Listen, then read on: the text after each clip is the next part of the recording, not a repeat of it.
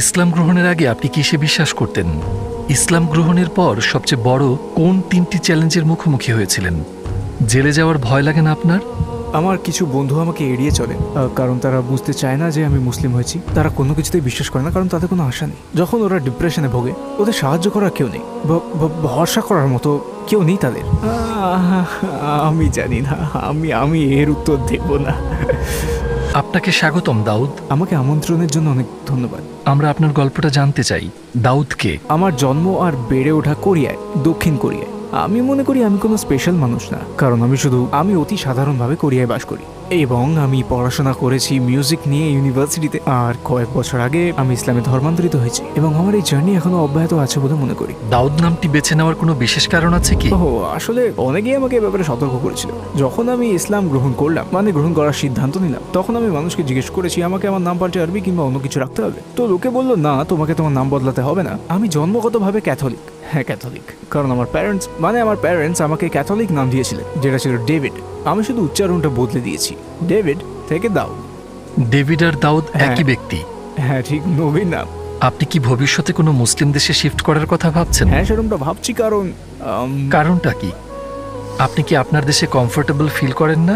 আমি comfortable feel করি, কিন্তু আমার মনে হয় আমার আরো শেখা উচিত। আর আমি এখনো বেশ তরুণ, আর আমার মনে হয় না আমি এখনো ভালো মুসলিম হতে পেরেছি, সত্যি করে। কারণ আমি এখনো অনেক ভুল করি, এখনো মুসলিম হওয়ার পরেও অনেক ভুল ভ্রান্তি হয় আমার। তাই আমি মনে করি যে আমার আরো শেখা উচিত ইসলামী আবহে এবং ইসলামের জ্ঞান সম্পন্ন মুসলিমদের সাথে থেকে।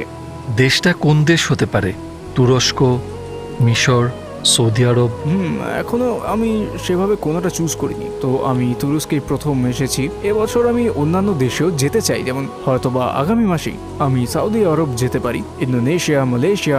আমি বিশ্বের বিভিন্ন দেশ ঘুরে ফিরে ফাইনালি আমি কোনো একটা দেশ বাছাই করে নেব ঠিক। তারপর সেখানে বেশ কিছু সময় থাকার পর আমি হয়তো কোরিয়ায় আবার ফিরে আসব এবং আমার কাজ করে যাব, যেমন আমার জ্ঞান অন্যদের মাঝে ছড়িয়ে দেওয়া।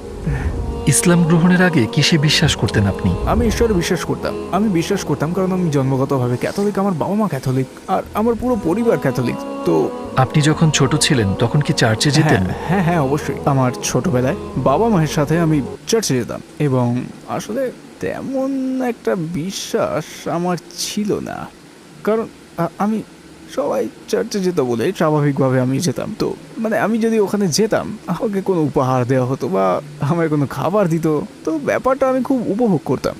কিন্তু আসলে আমি আমার পরিবার আর বন্ধুদের সাথে থাকতেই আমার ভালো লাগতো। কিন্তু ছোটবেলায় আমার তেমন একটা বিশ্বাস ছিল বলে আমি মনে করি না, কারণ হয়তো আমি এই ব্যাপারটা নিয়ে গভীরভাবে চিন্তা করার সুযোগ ছিল না আমার। কেন আপনি আপনার বিশ্বাস নিয়ে প্রশ্ন তুলতে শুরু করলেন? ইন্টারনেটে কিছু দেখে? ঠিক কি কারণে আপনি ভাবলেন আমাকে একটা পথ খুঁজে পেতে হবে? আসলে এটা একটা বড় কাহিনী। আমি বলেছি যে আমি মিউজিক পড়ি বিশ্ববিদ্যালয়ে, তার আমি একটা মিউজিশিয়ান হতে চেয়েছিলাম। মিউজিশিয়ান? হ্যাঁ, মিউজিশিয়ান।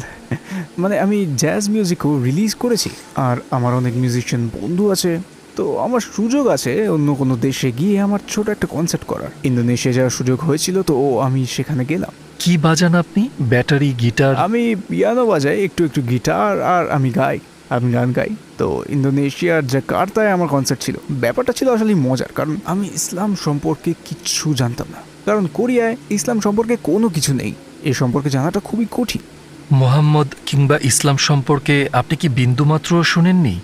না না না না, কিন্তু আমি শুধুমাত্র জানতাম, কি করে বলি, এইভাবে এটা বোঝাই জানি না। আমি শুধু জানতাম টেররিস্টের ব্যাপারে, কারণ কোরিয়ায় আমি যখন ছোট ছিলাম তখনই 9/11-র ঘটনা ঘটে এবং কোরিয়ায় এটা ছিল খুবই বড় খবর, সত্যি বড় খবর। তো আমিও বেশ শক ছিলাম।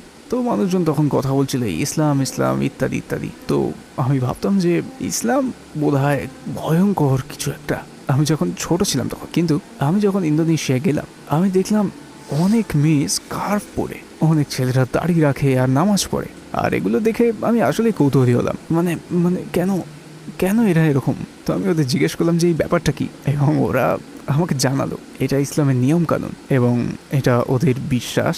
এবং সত্যি বলতে তারা ছিল খুবই সহমর্মী, আর তারা আমাকে আসলেই অনেক খাতির আর যত্ন করেছিল। ওদের মনোভাবটা কিভাবে সাহায্য করতে পারি, আপনাকে সাহায্য করতে চাই, আপনার উপকারে আসতে চাই, আপনাকে এটা দিতে চাই, আপনাকে ওটা উপহার দিতে চাই। তো যখন আমি ছোট ছিলাম আমি ভাবতাম ইসলাম বোধহয় একটা বিপজ্জনক জিনিস, কিন্তু আমি যখন ইন্দোনেশিয়া গেলাম লক্ষ্য করলাম মানুষ কত আলাদা, একেবারে